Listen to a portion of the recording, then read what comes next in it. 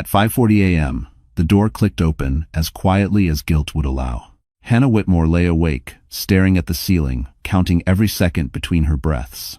She had not slept all night. The house was still, wrapped in that fragile silence that only exists before sunrise. Even the city outside their Manhattan apartment seemed to be holding its breath. Julian slipped inside, shoes in hand, suit jacket folded over his arm. The faint smell of someone else's perfume followed him in like an uninvited witness. He paused when he saw Hannah's eyes open in the dark. "You're up early," he said, forcing a smile. His voice sounded practiced, too smooth. Hannah said nothing. She had learned that silence kept the peace. Silence kept the family together, or so she believed. Julian moved toward the kitchen, poured himself a glass of water, and leaned against the counter like a man who had nothing to hide. "Long night," he added. "The deal ran late." Hannah nodded slowly. Her hand rested on the couch cushion where their son had fallen asleep hours earlier, waiting for his father. Eli had refused to go to bed. He had said heroes worked late. Heroes didn't quit. Julian didn't notice the iPad on the coffee table. He didn't notice the faint glow of the screen that had already gone dark. He walked past Hannah, brushed her shoulder, and headed to the bedroom without a second glance. Just like that, he believed the night was over. Erased, forgotten. But upstairs, in the quiet room filled with school drawings and unfinished Lego towers, something had already escaped into the world. Earlier, while Hannah sat frozen on the couch and the sky slowly turned gray, Eli had done what children do best. He had trusted. He had believed. He had wanted to make his father proud. With small fingers and a tired smile, he had opened an app he barely understood. He typed a simple sentence, the kind that breaks hearts because it is pure. "My hero is still working so late. I'll stay awake with Mom." He didn't know the iPad shared more than words. He didn't know it shared location. He didn't know honesty could travel faster than lies.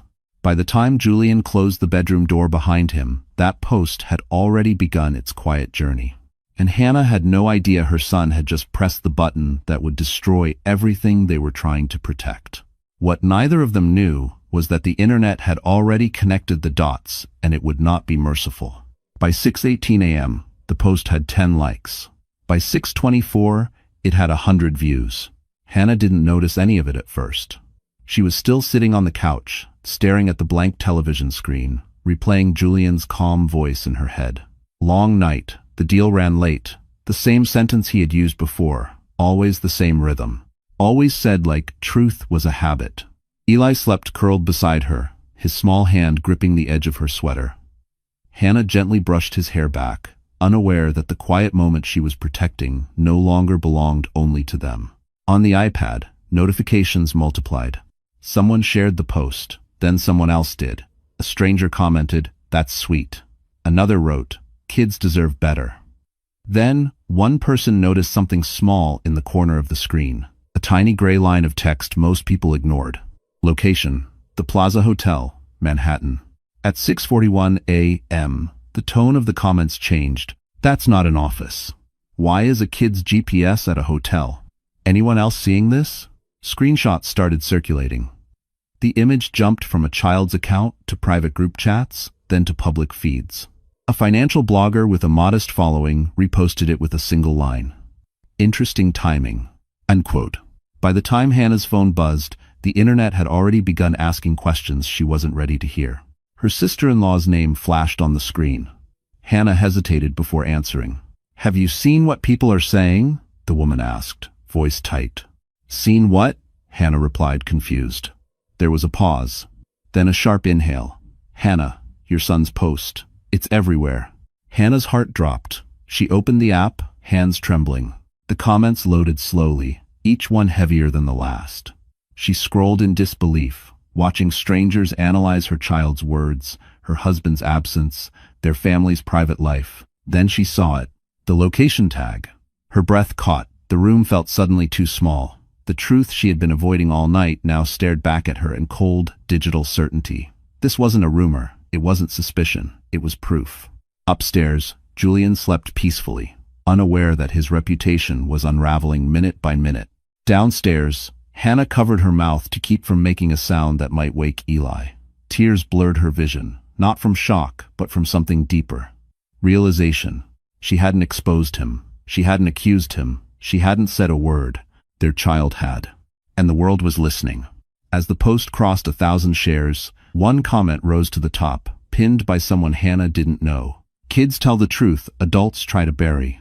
Hannah stared at the screen, realizing for the first time that silence would no longer protect anyone. Because the truth had already escaped, and it was moving faster than Julian ever could. By mid-morning, Manhattan had already made up its mind. What started as a single screenshot from a child's account was no longer just a family matter. It had slipped into places Hannah had never imagined. Finance forums, industry group chats, anonymous gossip pages followed by assistants, analysts, and junior partners who watched powerful men for a living. Someone zoomed in on the timestamp. Someone else compared it with public guest records. Another person noticed something worse. Julian Whitmore had been scheduled to speak at an internal strategy call at exactly 5:30 a.m. The call log showed he never joined. By 9:12 a.m., a thread appeared titled simply, "Whitmore, anyone else seeing this?" Hannah sat at the small kitchen table, laptop closed, phone face down. She hadn't told Julian yet. She didn't know how, or if she should. Every instinct she had spent years developing told her to wait, to stay quiet, to let him control the damage like he always did. But the city was moving faster than her fear. A former intern commented anonymously, "He missed 2 early calls this quarter. Same excuse. Late negotiations." Another replied, "Check the GPS. That's not a boardroom." The story mutated. No one cared about the child anymore. They cared about hypocrisy, about power, about a man who sold discipline and control while failing at the simplest promise. At 10:03 a.m., Julian's phone finally began to buzz upstairs. Once, twice, then non-stop. Hannah heard him stir, heard the bed shift, heard the sharp intake of breath when he checked his screen. He came down fast this time, tie undone, hair still damp. "Why didn't you tell me?" he snapped, holding up his phone like an accusation. "Tell you what?" Hannah asked softly, though she already knew. "This," he said, "this mess." Hannah looked at the screen. Messages from partners, from compliance, from people who had never bothered to learn her name. The same question repeated in different words. "Is this true?" She didn't raise her voice. She didn't defend herself. She only said one thing. "I didn't post it." Julian's jaw tightened. His eyes flicked toward the hallway, then back to her. He understood. That was the moment his confidence cracked. Across the city, an ethics officer named Lucas Reed read the post again. Slowly, carefully. He opened a folder he had not touched in months. Patterns mattered. Timing mattered. And this time, there was a child's truth attached to the evidence. As Julian began drafting apologies, he didn't mean a much quieter process had already begun behind closed doors. Because when Manhattan starts asking questions, it never stops until someone falls. Julian didn't apologize. Not at first. He paced the living room with his phone pressed to his ear, lowering his voice every time he passed the hallway, as if Hannah were the one who had done something wrong. She watched him from the kitchen, her hands wrapped tightly around a cold mug of coffee she hadn't touched. "It's being handled," Julian said sharply into the phone. "Yes, I understand the optics. No, it's not what it looks like." He hung up and turned to her, frustration written all over his face. "Why would you let him post something like that?" he demanded. "You know how sensitive things are right now."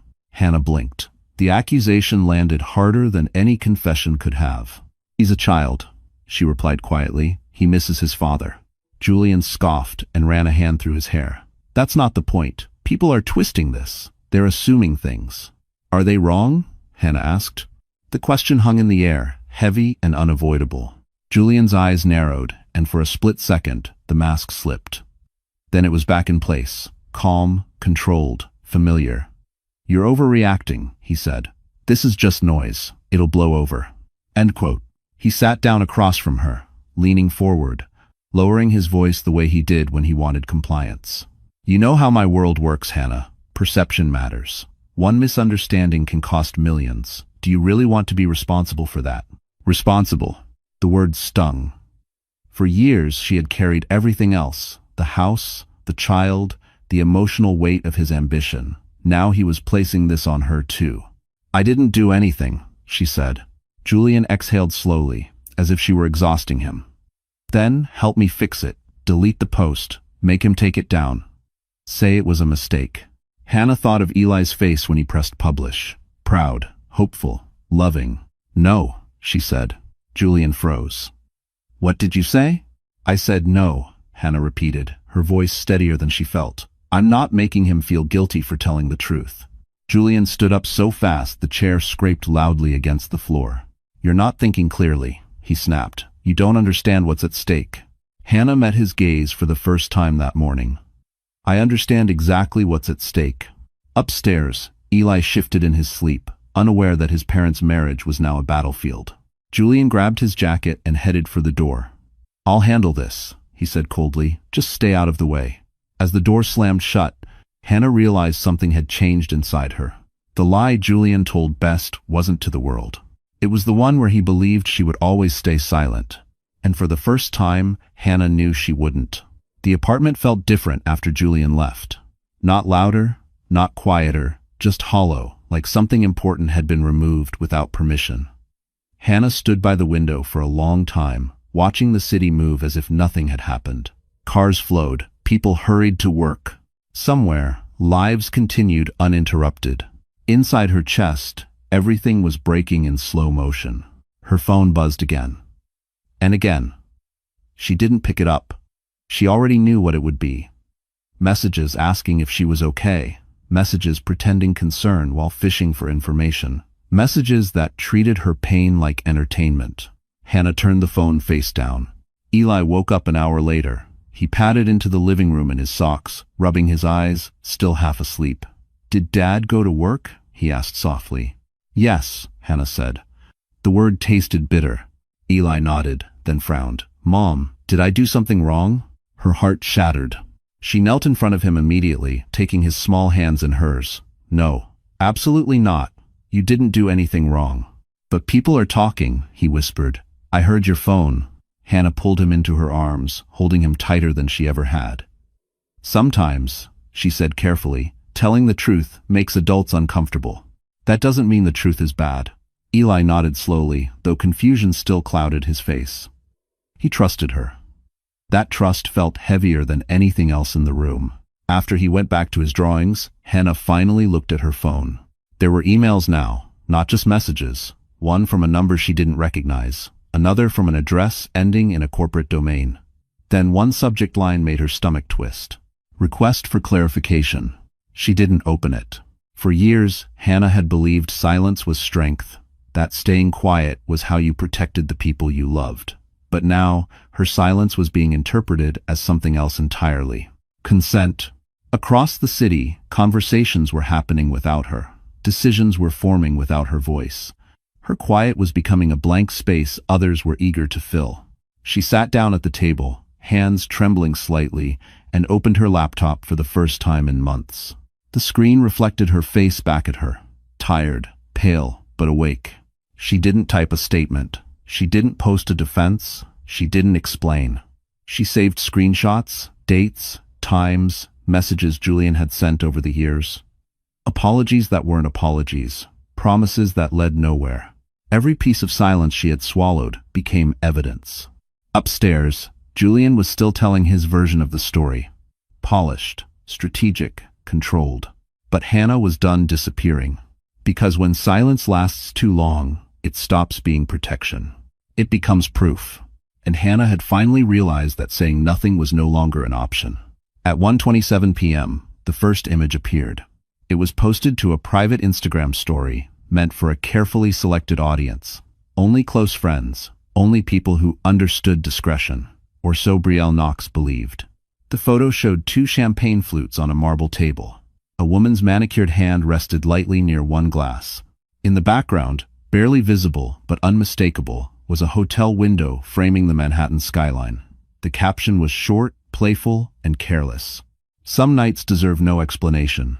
Brielle smiled when she posted it. She had no idea the internet was already hunting. Within minutes, someone recognized the view. Another recognized the table. A third matched the timestamp with the child's viral post from that morning.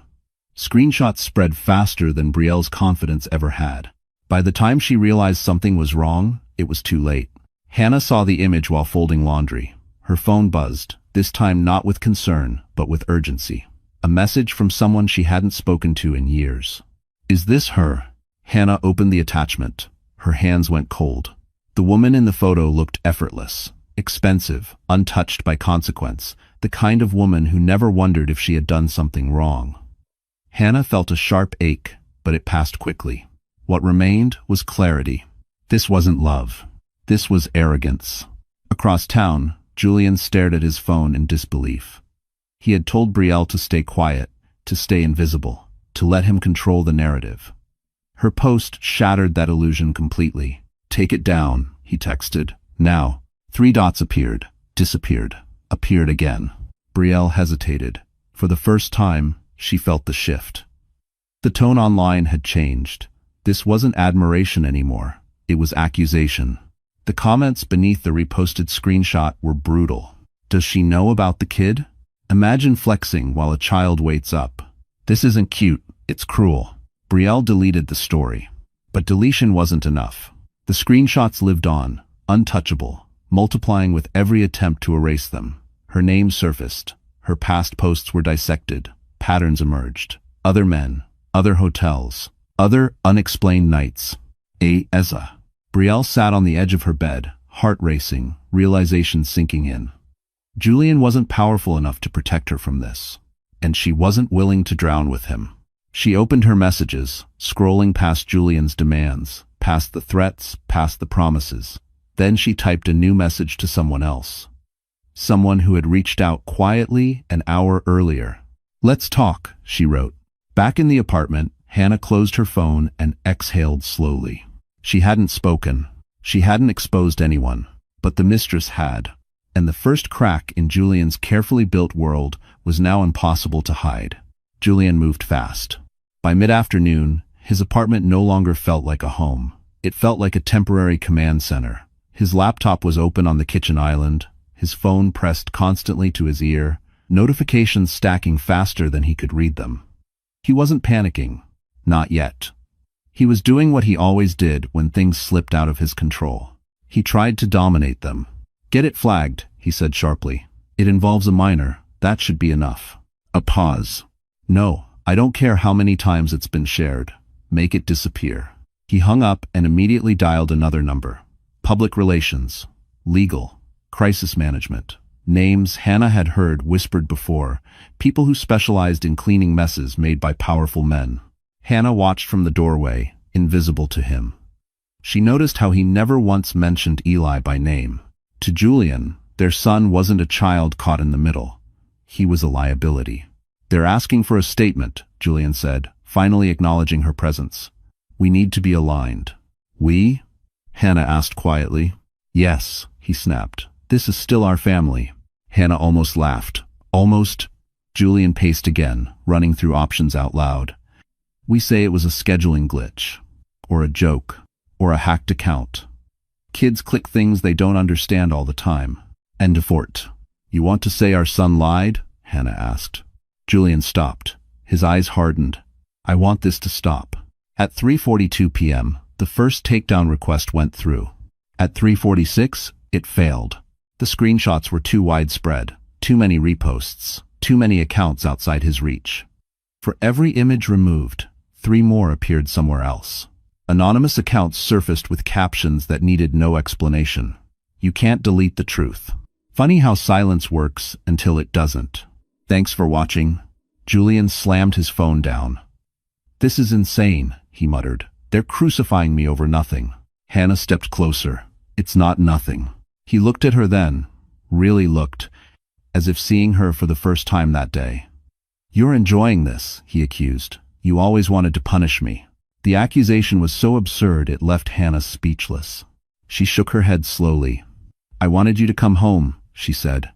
That's all. Julian turned away, already dialing again. I'll fix it, he said. I always do. But even as he spoke, another alert flashed across his screen. A compliance notice, a request for internal review. The internet hadn't slowed. And for the first time, Julian was realizing something terrifying. This was bigger than him. Because once the truth spreads beyond your control, No amount of power can pull it back. The threat came that evening, quietly. Julian waited until Eli was asleep. Hannah knew it was intentional. He always chose moments when witnesses couldn't speak for themselves. The apartment lights were dim, the city outside glowing with careless indifference. Julian stood by the window, his reflection fractured in the glass. "This can't continue," he said flatly, without turning around. Hannah folded her arms, bracing herself. "What do you mean?" "I mean the damage," Julian replied. "The attention, the speculation. It's not healthy for Eli."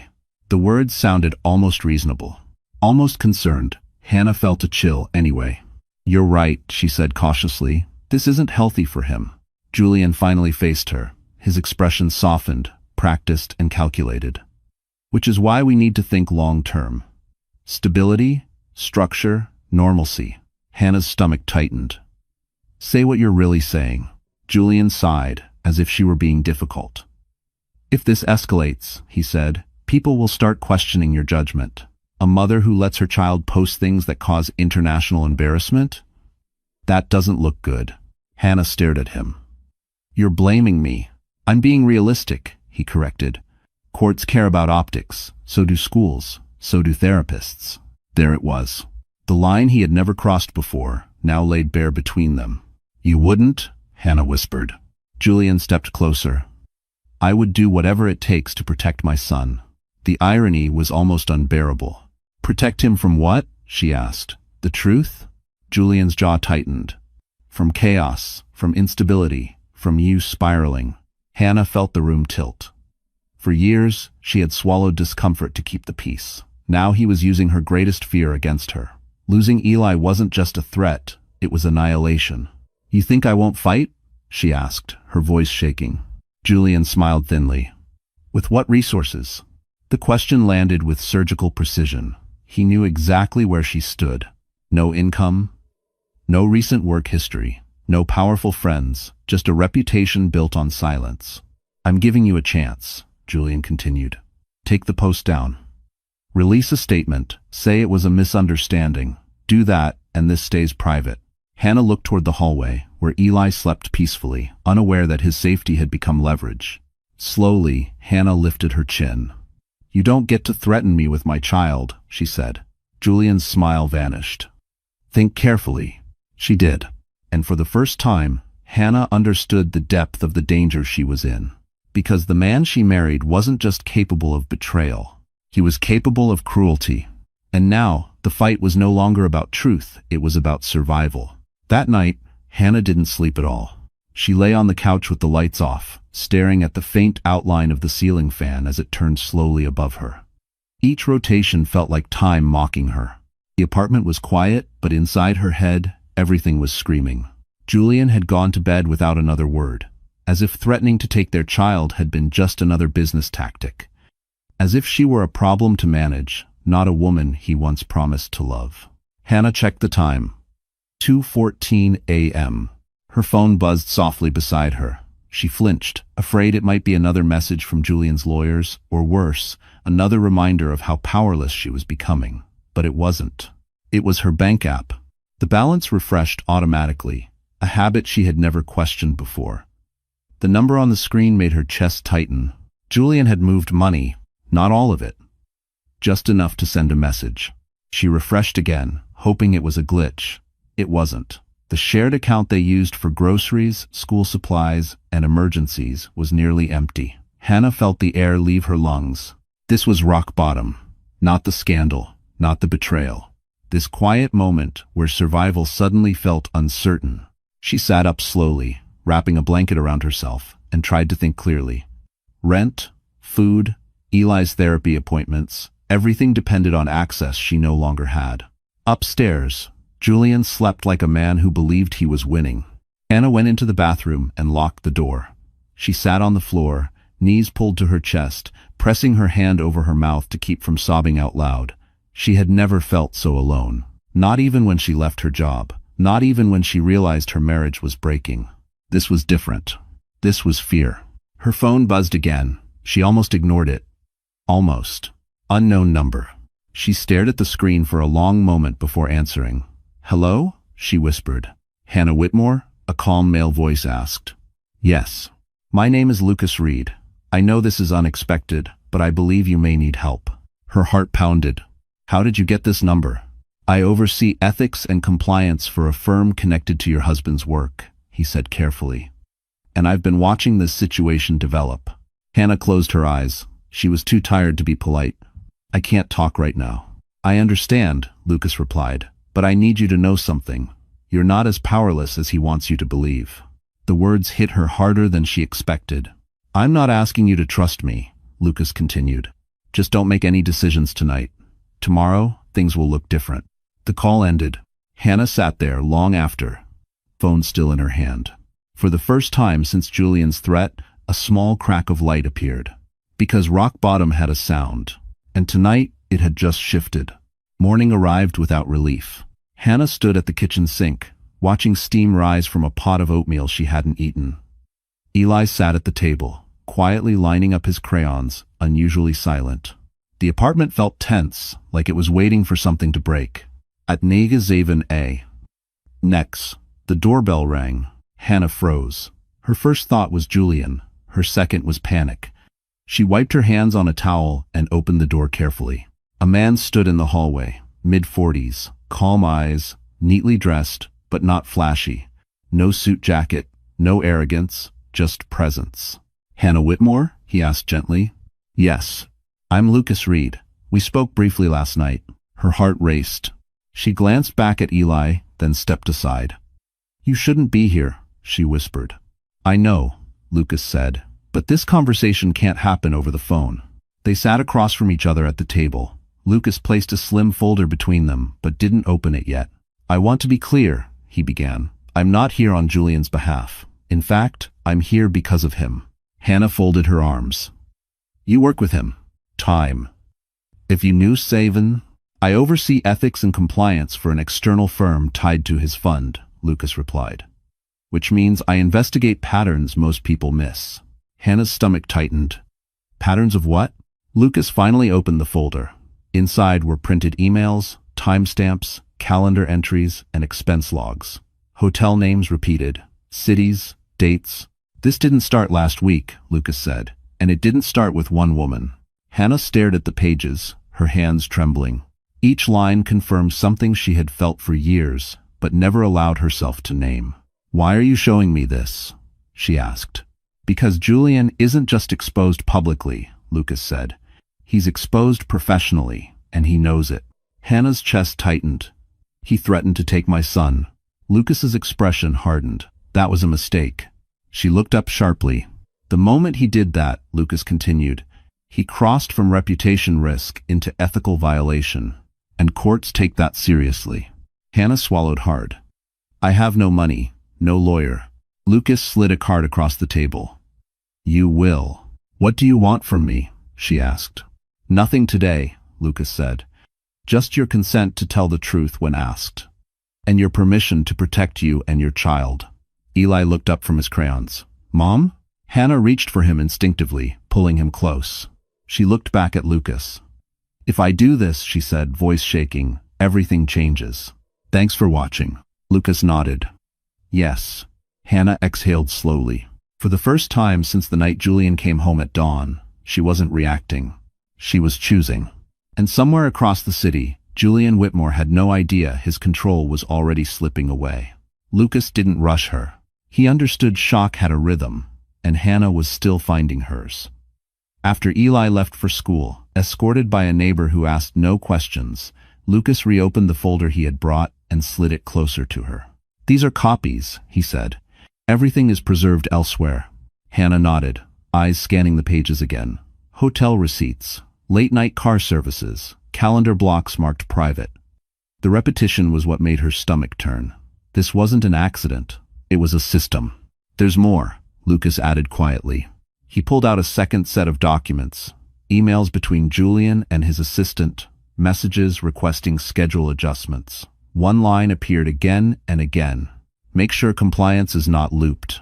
Hannah felt a strange calm settle over her. He knew, she said. He always knew. Yes, Lucas replied, and he counted on your silence. Hannah closed the folder. Why now? She asked. Why step in today? Lucas leaned back slightly. Because yesterday, a child told the truth publicly, and because last night, Julian attempted financial coercion. That combination changes everything. Hannah's throat tightened. He moved money. End quote. We saw it, Lucas said. It triggered internal alerts. She looked up sharply. You were already watching. We were waiting, Lucas corrected, for something undeniable. Lucas stood and walked toward the window, hands in his pockets. There's an internal ethics committee meeting scheduled for tomorrow morning. Julian doesn't know I'm involved yet. Hannah's pulse quickened. What happens at that meeting? Lucas turned back to her. If the committee proceeds, Julian will be suspended pending investigation. His access will be frozen. Accounts, systems, influence. Hannah felt dizzy. And if it doesn't? Then he'll try to crush this quietly, Lucas said, starting with you. Silence filled the room again, heavier than before. I can't afford a war, Hannah whispered. Lucas met her gaze. You can't afford not to fight. She thought of Eli, of the way he'd asked if he had done something wrong, of the fear in Julian's voice when control slipped for just a second. What do you need from me? She asked. Nothing public, Lucas said. Not yet. Just documentation. Your permission to share what you've already saved. And your agreement not to recant under pressure. Hannah inhaled deeply. For years, she had been trained to bend, to smooth things over, to protect everyone but herself. She reached for the pen Lucas placed on the table and signed the consent form without shaking. I won't lie anymore, she said. Lucas nodded once. Then neither will we. As he left, Hannah locked the door behind him and leaned against it, heart racing. Across the city, Julian opened his laptop to an access denial message he had never seen before. And for the first time, he realized the files he forgot might be the ones that destroyed him. The call came just after noon. Julian was in his office, staring at the frozen login screen on his laptop when his phone vibrated across the desk. Unknown number. He ignored it, then it rang again. And again. He answered on the fourth ring. What? Brielle's voice was low, clipped, stripped of charm. We need to talk. There's nothing to talk about, Julian snapped. You already did enough. She laughed once, sharply. Don't pretend this is my fault. You promised protection. I promised discretion, Julian said. You didn't listen. There was a pause on the line, long enough for him to sense the shift. Brielle was no longer afraid. She was calculating. I was contacted this morning, she said, by someone from your world. Ethics, compliance. They asked questions you didn't warn me about. Julian's grip tightened around the phone. You talked to them? I didn't have a choice, Brielle replied. They already had receipts, dates, locations. They just wanted confirmation. Mistress. You gave them nothing, Julian said. It wasn't a question. Brielle exhaled slowly. I gave them what protected me. The words landed like a punch. You sold me out, Julian said. No, she corrected. I survived you. She continued before he could speak. You told me you were untouchable, that your wife would stay quiet, that your firm would look the other way.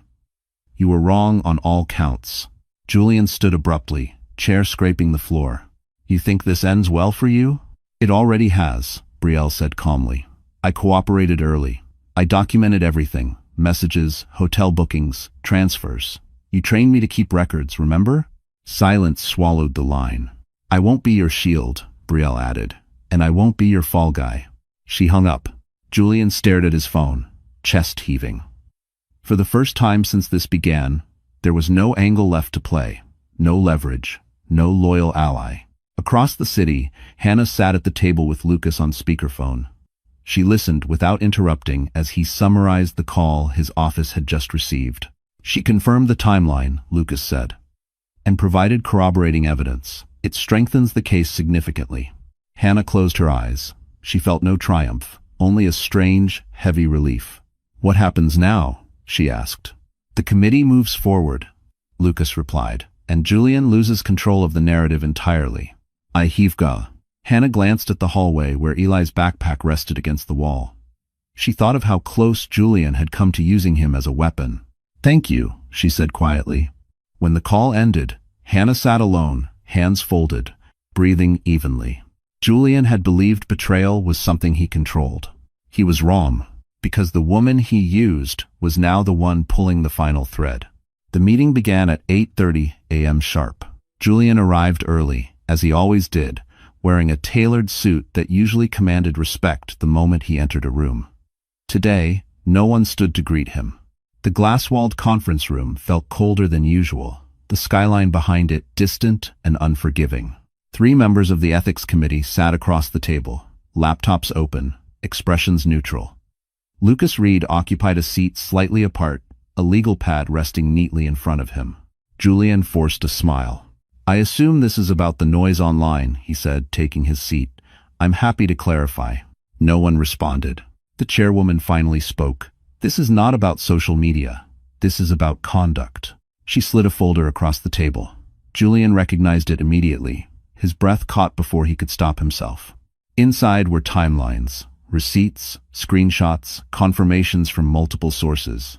The evidence wasn't dramatic. It was methodical, clean, impossible to argue with. "We have corroboration from internal audits," she continued, "external witnesses, and voluntary cooperation from third parties." Julian's jaw tightened. "You're basing this on a personal matter." Lucas spoke for the first time. "We're basing this on repeated violations of ethics policy, misuse of firm resources, and attempted financial coercion." Julian's head snapped toward him. "You had no authority." "I do," Lucas said calmly, "and so does the committee." The room fell silent again.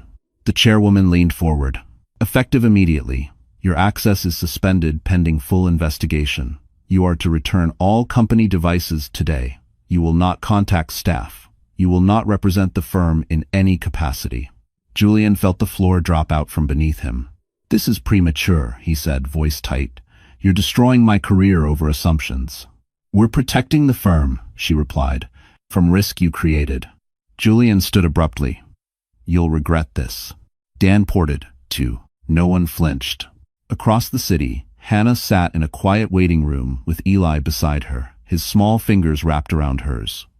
She didn't know the details yet, only that something irreversible was happening. At 9:17 a.m., Julian's company email account was deactivated.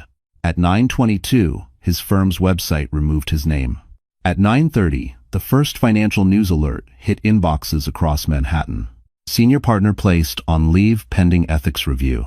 Julian stared at his phone, refreshing the screen, watching his identity disappear line by line. For years, he had believed power insulated him from consequence. This morning proved otherwise.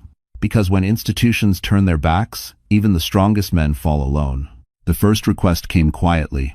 It wasn't a reporter chasing headlines or a blogger looking for clicks. It was an email from a nonprofit media outlet that focused on family advocacy and corporate accountability. The subject line was careful, almost gentle. "We would like to hear your voice, if you're willing." Hannah stared at the screen for a long time before answering. For days, the world had spoken about her without ever speaking to her. Analysts debated ethics. Comment sections dissected morality. Strangers argued over facts they barely understood. No one had asked how it felt to be her. Lucas read the email over her shoulder. "You don't have to do this," he said. "Not now, not ever." "And I know," Hannah replied. "But if I don't, someone else will tell my story for me." They arranged a short interview. No cameras, no live stream, just words. When the call began, Hannah's voice shook for the first 30 seconds. Then it steadied. "I didn't plan for any of this," she said. "I wasn't trying to expose anyone. I was trying to protect my child." She spoke about silence. About how easy it is to mistake endurance for strength. About how often women are told that holding a family together means holding themselves apart. She didn't insult Julian. She didn't name the mistress. She didn't ask for sympathy. She told the truth. "My son believed his father was working late," she said softly. "I believed it too. For a long time. When the truth came out, my priority was making sure my child didn't believe love was a mistake." The article went live the next morning. The reaction was immediate and unexpected. The comments shifted. The tone changed. People stopped speculating and started listening. Mothers wrote about their own silences. Fathers wrote about regret. Therapists shared the peace. Advocacy groups reached out. Hannah's name stopped being attached to scandal and started being attached to resilience. Julian watched it unfold from his apartment, blinds drawn, phone buzzing with messages he no longer answered. For the first time, the narrative wasn't about him. It never had been. That afternoon, Hannah picked Eli up from school. A teacher pulled her aside and squeezed her hand gently. "He's brave," she said. "So are you." Eli looked up at his mother. "Did I do okay?" he asked. Hannah knelt beside him, smiling through tears. "You did more than okay." That night, Hannah sat by the window again, but this time, the city didn't feel indifferent. It felt awake. Because when the truth is finally told by the right voice, it doesn't destroy, it heals. The shift was subtle at first. Hannah noticed it in the quiet moments, not in headlines. Fewer accusatory messages, more invitations that didn't ask her to justify herself.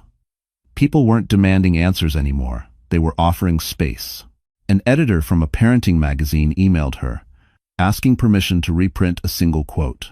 A counselor association asked if she would allow her story to be shared anonymously with trainees. A local nonprofit left a voicemail, saying they had resources if she needed them. For the first time, the world wasn't watching her fall. It was watching her stand.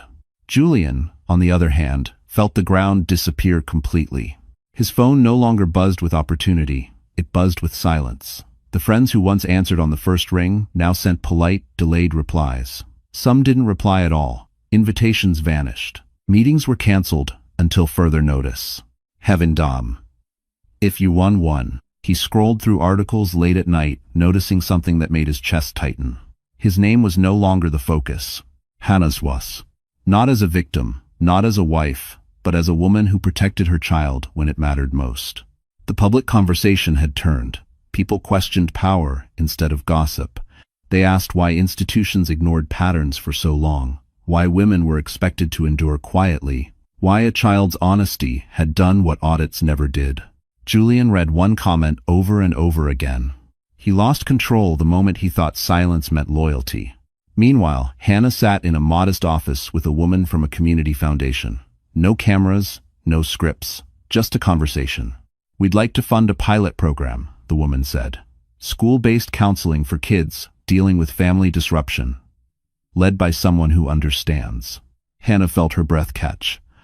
"I haven't practiced in years." End quote. "Your license is knowing," the woman replied gently. "Your experience is the rest."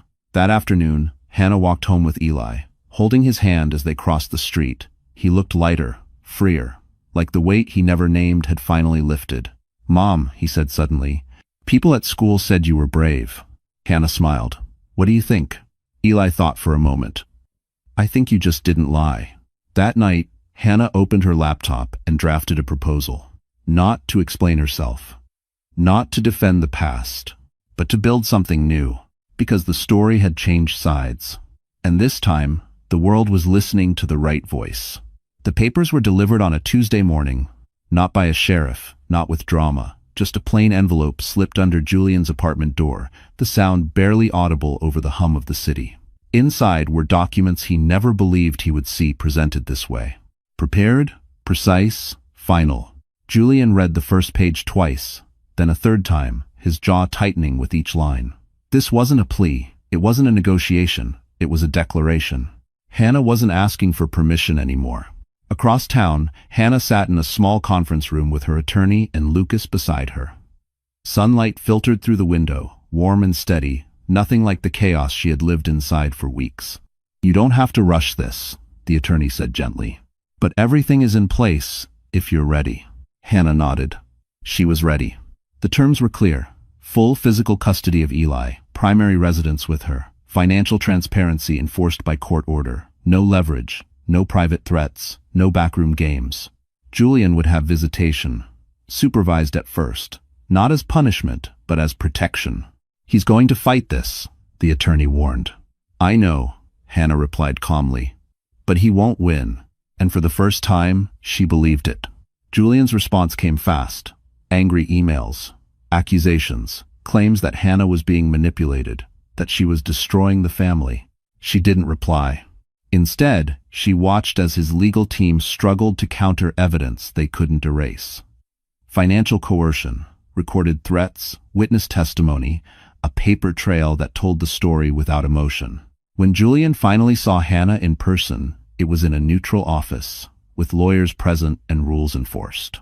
"You're doing this to hurt me," he said, his voice low and bitter. Hannah met his eyes without flinching. "I'm doing this to protect our son." Julian laughed humorlessly. "You think you've won?" "I think Eli will sleep at night," she said. "That's enough." The room went quiet. Later that day, Hannah signed the final page with a steady hand. No tears, no shaking, just clarity. She stepped outside afterward, breathing in the cool air, feeling something unfamiliar settle in her chest. Relief. That evening, she cooked dinner with Eli, laughing when he spilled sauce on the counter. Ordinary moments felt extraordinary now. Julian still had power, still had money, still had pride.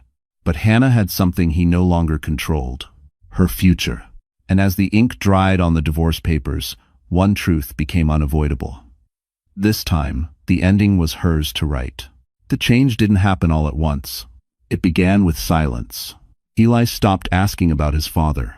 At first, Hannah worried that was worse. Children were supposed to ask questions, to demand answers, but this silence felt different. It wasn't fear, it wasn't confusion, it was something quieter, something heavier. One afternoon, Hannah found Eli sitting on the floor of his room, his old iPad turned face down beside him. He was drawing carefully, his tongue pressed against his lip, the way he did when something mattered. "What are you working on?" she asked gently. Eli hesitated, then held up the paper. It showed 3 figures holding hands. 2 were labeled Mom and Me. The third was just a shape, no name. Hannah's throat tightened. "Who's that?" Eli shrugged. "I don't know yet." She sat beside him, saying nothing. She had learned that rushing children toward clarity only made them retreat further. That night, after dinner, Eli finally spoke. "I think Dad was mad because of me," he said quietly, staring at his plate. "If I didn't post that thing, none of this would have happened." Hannah felt her chest ache. She reached across the table and gently lifted his chin so he had to look at her. "Listen to me very carefully," she said. "None of this happened because of you. It happened because adults made choices, bad ones." Eli's eyes filled with tears. But he said, "I know," Hannah interrupted softly, "and he was wrong." She took a breath, choosing her words with care. Telling the truth never breaks a family. Lying does. Eli was quiet for a long moment. Then he nodded, slowly, like someone letting go of something they had been carrying for too long. The following week, Hannah took him to a child therapist recommended by the school. The sessions were gentle, unhurried. No forcing, no blame, just space. After the 3rd visit, the therapist smiled at Hannah. "He's resilient," she said. "He just needed to know the truth wasn't his fault." Indira. That night, Eli slept through without waking up. No nightmares. No whispered apologies into the dark. Hannah stood in the doorway of his room for a long time, watching his chest rise and fall, feeling something finally loosen inside her. Julian had tried to turn their child into leverage. Instead, Eli had found peace. And Hannah understood something profound in that moment. Healing didn't come from revenge. It came from removing guilt where it never belonged. And for the first time since that night at dawn, her son was free. Hannah's new life did not begin with applause. It began with mornings, quiet ones. The kind where sunlight crept through the curtains instead of crashing in like bad news, where coffee brewed slowly, where no one checked their phone before saying good morning. Their new apartment was smaller, farther from the skyline Julian once prized, but it felt lighter. Hannah let Eli pick the paint for his room. He chose a soft blue and insisted they paint it together. They laughed when they made a mess, blue streaks on their hands, footprints on the floor they forgot to cover. For the first time in years, mistakes didn't feel dangerous. Hannah returned to work gradually. Not full-time, not yet. She started with 2 mornings a week at a community center, helping children who struggled to speak what they felt. Parents recognized her sometimes. They never said much, just a quiet nod, a look of understanding. That was enough. One afternoon, after a session ran long, Hannah sat alone in the empty office, staring at her old certification hanging crooked on the wall. She had almost forgotten who she was before survival became her full-time job. She straightened the frame. At home, Eli was changing too. He slept better, ate better. He stopped flinching at raised voices on television. When Hannah asked how school was, he no longer shrugged. He talked about friends, about a science project, about how he wanted to build something that tells the truth even when it's hard. Hannah listened, heart full. Julian still existed, somewhere on the edges of their lives. Emails routed through lawyers, scheduled visits that felt stiff and careful. Eli returned from them quieter but no longer broken. One evening, as they washed dishes together, Eli looked up at her suddenly. "Mom," he said, "I like our life now." Hannah swallowed. "Me too. Different." She realized then that rebuilding wasn't about replacing what was lost. It was about choosing what deserved to stay gone.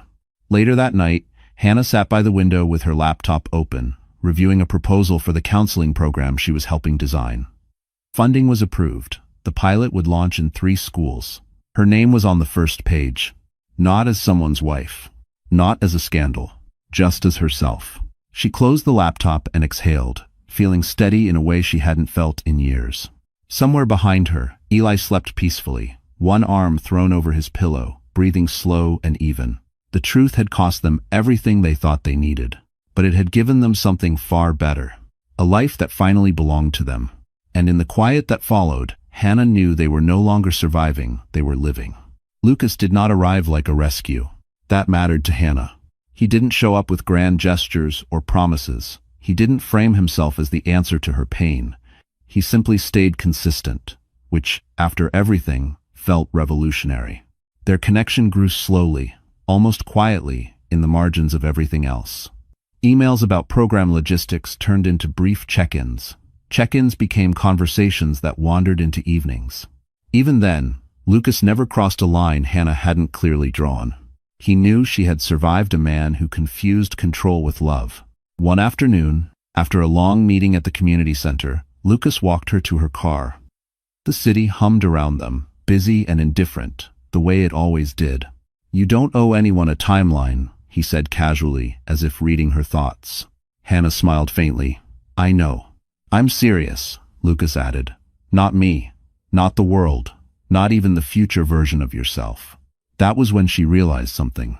He wasn't waiting for her to become available. He was already present. Eli noticed before she did. One evening, while Hannah and Lucas were reviewing paperwork at the kitchen table, Eli wandered in with his homework. He studied Lucas for a moment, then asked, "Are you staying for dinner?" Lucas glanced at Hannah. "Only if that's okay." Eli nodded once. "Mom's cooking." "That means yes." Hannah laughed despite herself. Dinner was simple. Pasta, salad, no pretense.